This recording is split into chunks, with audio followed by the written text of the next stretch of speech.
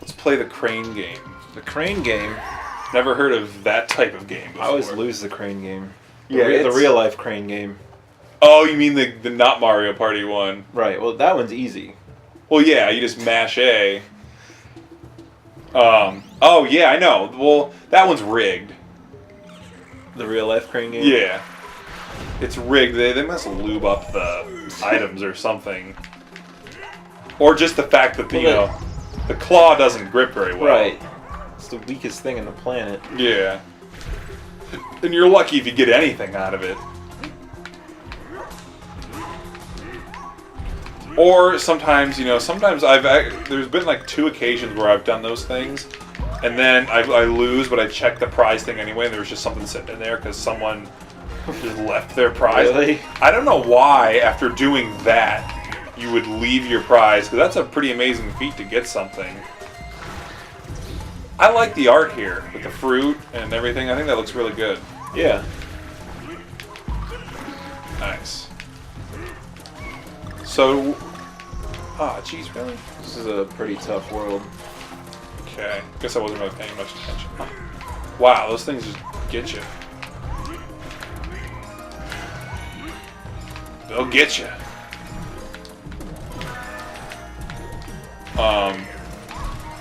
Bananas. B-A-N-A-N-A-S. I have a rotten banana in my car, actually, I need to throw away when I get home. That's awesome. Yeah.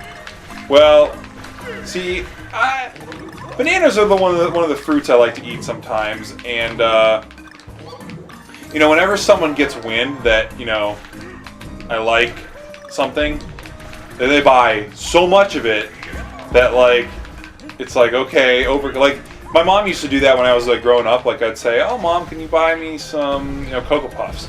And then for the next 6 months, all I'd eat would be Cocoa Puffs because that's all she'd buy. And I'm like, okay, well, I like Cocoa Puffs, but maybe it's time for something else. And then it'd be Apple Cinnamon Cheerios. And then she'd buy Apple Cinnamon Cheerios for 6 months. It's okay, well, we're time to move on. Yeah, my parents would do the same thing. Yeah. You still want Fruity Pebbles? Or, I said Fruity Pebbles. I don't even like Fruity Pebbles. They're okay. I prefer Cocoa Pebbles, but I don't know. I never liked any of the Pebbles. Oh, you didn't? No, not really. I like Cocoa Pebbles. I just, I think I like Cocoa Puffs better, but I don't mind Cocoa Pebbles. I ate those for a while too. I don't know. I really like Apple Jacks. Those are good. Those are kind of like apple cinnamon without the cinnamon, right? Or do they have the cinnamon? I don't remember. They have the cinnamon. Yeah, Apple Jacks are good. I'm gonna get you.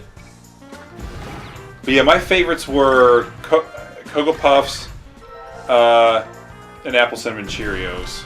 I really liked Frosted Cheerios. Those are good. Yeah. Oh, the chocolate Cheerios are good too. Those been out for a couple years now. Really? I've never had those. Yeah, those are good.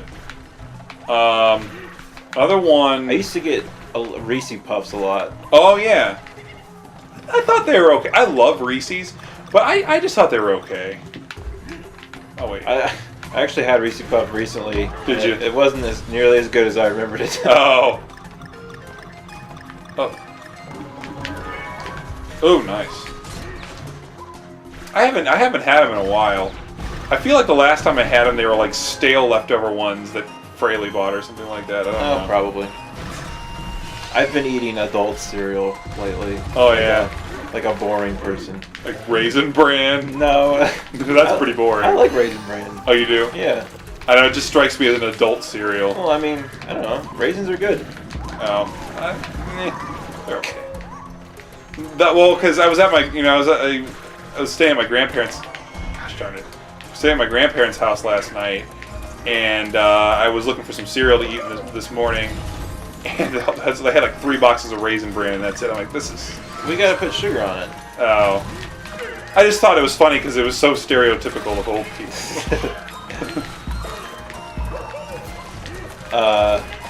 It's It's It's like a General Mills fiber thing Ah, jeez. that I'm eating. Oh, really? It's pretty good. Oh, fiber, eh? Fiber's good. It's a Fiber One cereal. Oh.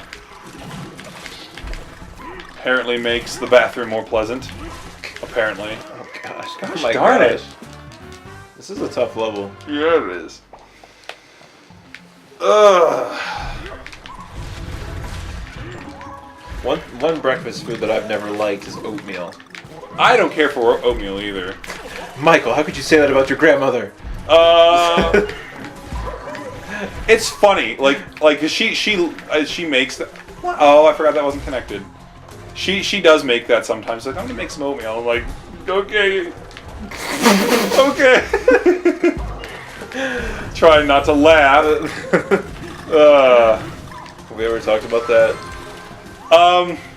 So I know it's not really my story, but I hear it all the time. So anyway, a couple of my friends. Well, crying out. all right, I'll stay alive. Okay, there you go. Okay. A couple of my friends outside of this group decided that people in my family needed names, ridiculous names. Because they didn't have names already. Right. And my one friend decided to name my grandma Oatmeal. Oh. Oh, was that supposed to be me? Yeah. It's Oh. all right. Oh wow. And then it stuck like that for 5 years. So oftentimes when referring to my grandma, we just say Oatmeal. For some reason, I decided to go along with it. It's kind of funny. Danny's mom heard over it once, and then she told my mom that we talk. She's like, "Why are you talking about Grandma Oats?" And I'm like, "Who's Grandma? Oh, Grandma Oats, Oatmeal." So, God, it's so weird to think about. Because the reasoning is, my friend thought that my grandma had a hairstyle similar to the guy on the Quaker Oats tin, so that's why he called her that. Oh, Gee, uh-oh. it's a rocket ship. Oh, there's a bonus. That was an easy bonus. Okay. Oh, that's how we do it. Just kind of roll. Oh, we have to be in the... I think that's kind of dumb. Yeah, for bonuses, it's kind of dumb. Yeah. For real game, okay, I get it. Oops. I guess it's up to you. But, anyway, so that name is stuck for a while. It's not something we actually call her to her. Like, it's just a name we use amongst friends. But then that kind of name bled over to the TSR people, and now it's just... Alright, are you driving? You're driving. I'll drive. Keep my eyes on the... No texting! Have Zach do that for me. He's not here, though. He's my... Whenever we go on a... Dang it. Whenever we go on, like, a road trip or whatever, Zach usually rides in the co-pilot seat. And, he's usually my designated texter. When I need to answer text messages or whatever on the road. Wish I always had a designated texter. That'd be nice. Ah, jeez. Otherwise, I just have to call people like an animal. You get like a filthy animal. Like I saw that on the internet once, where someone was complaining that their key fob was broken and they had to stick their key into the door like a filthy animal. It's like, and of course, me growing up with crappy cars, we always stick the key in the keyhole. Except recently, we finally moved into the 90s with our cars. Except for the new, did I tell you that my dad bought a new car? No. It's a 2002 Chevy Impala. It was there on Wednesday, but I don't think I pointed it out because it was dark. Stay low, stay high.